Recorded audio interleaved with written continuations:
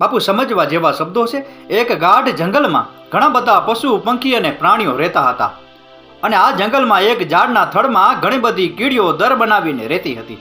અને આ બધી કીડીઓમાં એક પ્રમુખ કીડી હતી જે ખૂબ જ સમજદાર હતી. અને આ સમજદાર કીડી રોજે રોજ જંગલના જાનવરોને કંઈક ને કંઈક સલાહ આપતી. પણ જંગલના જાનવરો આ કીડીને તુચ્છ સમજી એની સલાહની અવગણના કરતા અને એની હસી મજાક ઉડાવતા અને કહેતા કે તારું અસ્તિત્વ કેટલું, ગમે તેના પગ તળે આવીને કચરાઈ જાય એટલું, અને તું અવળી તુચ્છ થઈ અને અમને અવડા મોટાને સલાહ આપે છે. પણ આ સમજદાર કીડીને જંગલના જાનવરોની અવગણનાથી દુઃખ નહોતું થતું. એ તો હંમેશા પોતાની મસ્તીમાં જ મગ્ન રહેતી. અને એક દિવસ બન્યું એવું કે આ જંગલમાં અચાનક આગ લાગી અને જોત જોતામાં આગે વિકરાળ સ્વરૂપ ધારણ કર્યું. અને આ જંગલના બધા પશુ, પંખી અને પ્રાણીઓ પોતપોતાનો જીવ બચાવવા આમથી તેમ નાસભાગ કરવા લાગ્યા. પરંતુ સમજદાર કીડીએ પોતાની બધી કીડીઓને ભેગી કરી અને તળાવમાંથી પાણી ભરી અને આગમાં ઠાલવવાનું કામ શરૂ કર્યું.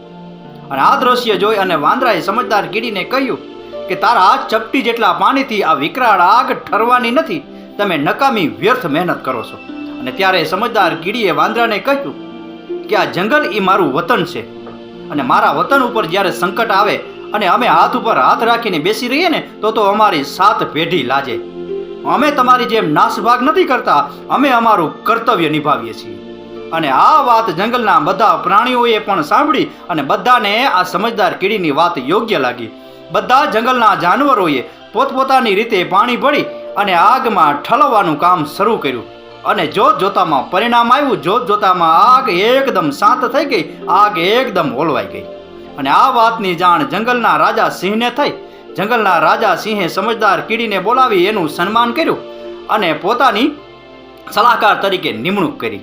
અને બાપુ, આ નાનકડા એવા પ્રસંગ ઉપરથી આપણે જાણવા મળે છે કે જિંદગીની અંદર આવા ઘણા માણસો હોય છે જેને આપણે તુચ્છ સમજતા હોય છે.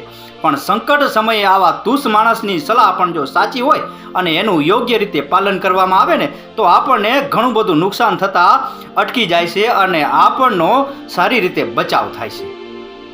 એટલે ક્યારેય પણ કોઈને તુચ્છ ન સમજવું અને એની સલાહ યોગ્ય હોય ને તો એની સલાહનું અનુસરણ કરવું, એમાં જ આપણી ભલાઈ છે. રાકેશ ગીરીના આ શબ્દો સમજાઈને વંદન. આપનો દિવસ શુભ રહે. મહાદેવ હર.